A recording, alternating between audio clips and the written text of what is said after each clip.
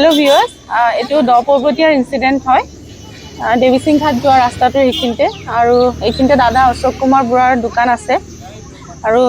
এই দোকানৰ সন্মুখতে এই থাকে আজি বহুত দিনৰ পৰা আছে দাদাই চোৱা চিতা কৰি আছে আছিলে বেলেগৰ কিন্তু ওনাৰ গুচি যোৱাৰ কাৰণে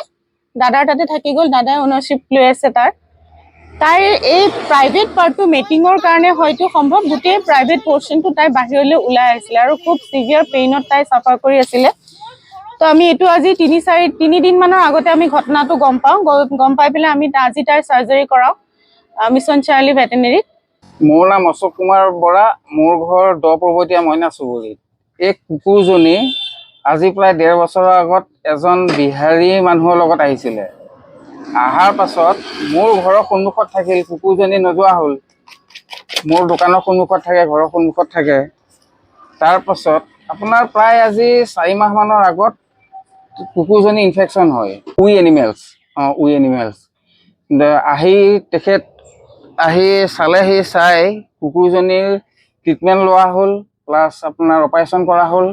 আৰু তেওঁলোকে আহি মেডিচিন দিলেহি এয়া মেডিচিন তেওঁৰ খোৱাবলৈ দিছে প্লাছ এইটো কলাৰটো তেওঁলোকে পিন্ধাই দিছে আৰু তেওঁলোকে ইয়াৰ পাছতো তেওঁলোকে ট্ৰিটমেণ্ট ল'ম বুলি কৈছে